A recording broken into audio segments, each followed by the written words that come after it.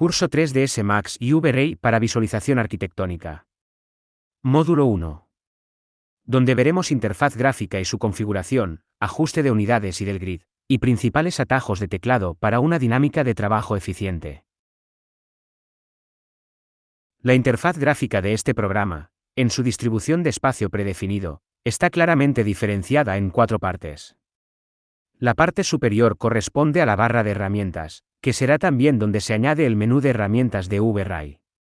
En la parte central tenemos el viewport, el cual podemos dividir a su vez en varias ventanas, cada una con diferentes modos de visualización, como ya veremos más adelante.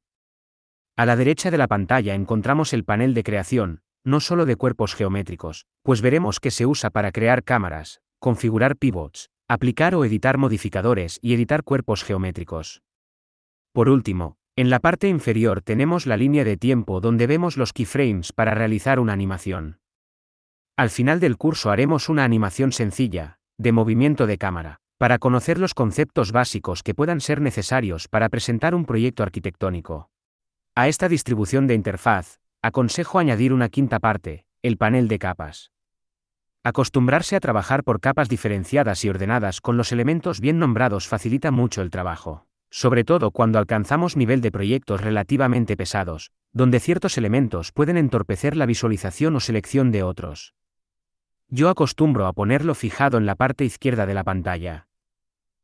La capa marcada de color será la que esté activa en cada momento. También podemos ocultar todos los elementos de una capa, para ello desactivamos el icono del ojo. Al desactivar la tetera lo que hacemos es deshabilitar el renderizado de la capa, es decir, no se verá en el render pero seguiremos viéndolo en el viewport. Por último, también es muy útil congelar los elementos de la capa, para no poder seleccionarlos ni modificarlos. En este panel podemos crear, borrar, renombrar o reorganizar capas.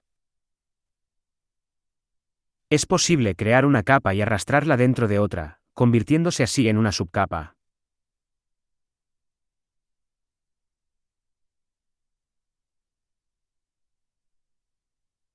Algo importante antes de empezar a modelar, es asegurar que las unidades de medidas del archivo son las que queremos para trabajar.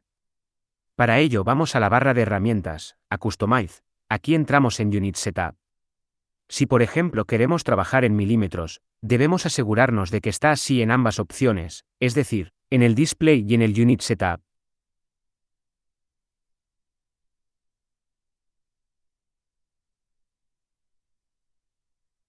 Vamos a ver las herramientas más básicas y manejo de interfaz, así como sus atajos. Para ello creamos un cubo. En el panel de creación tenemos la ventana de crear, representada con un símbolo de suma. Esta tiene submenús para las diferentes creaciones posibles. Geometría. Formas en 2 dimensiones. Iluminación. Cámaras. Y los últimos 3 que están más enfocados a espacios de animación, sistemas de partículas, etc. A su vez, estos submenús tienen otros submenús, por ejemplo el de geometría tiene uno de geometría básica, otro de geometrías más complejas, y otros varios que comentaremos según utilidad en el campo arquitectónico, como puede ser la creación de escaleras o ventanas.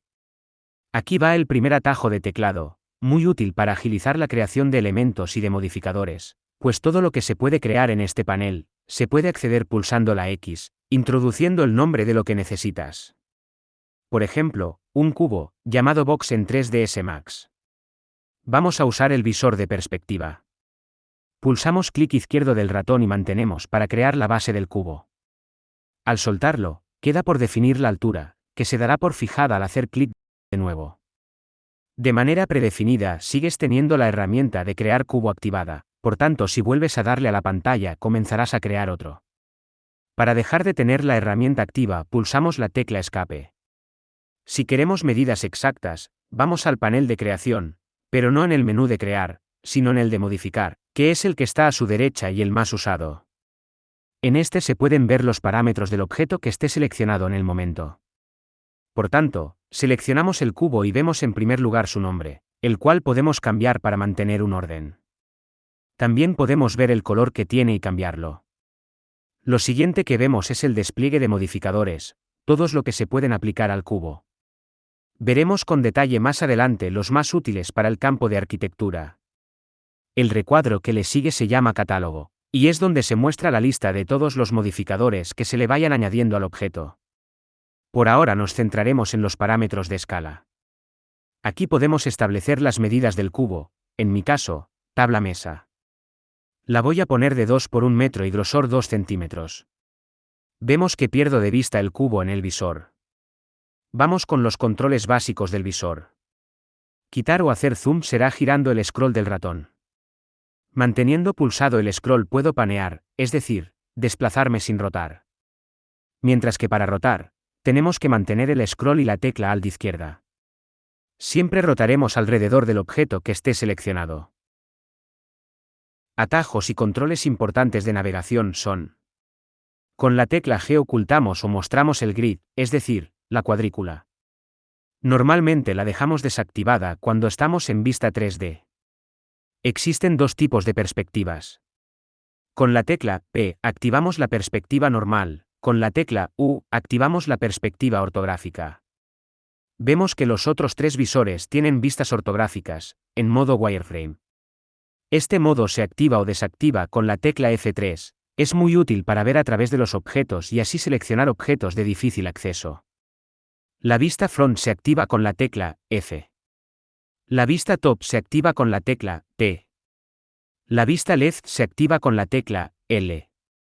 Todos ellos sencillos ya que coinciden con sus iniciales. Para hacer un visor grande, podemos ir al icono de la suma del visor que queremos agrandar y darle a la primera opción, o usar el atajo Alt más W. Y de la misma manera, para regresar a los cuatro visores.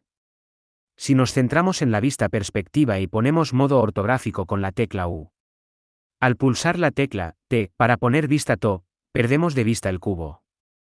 Para enfocar a un objeto cuando nuestro visor se ha desviado, pulsamos la tecla Z.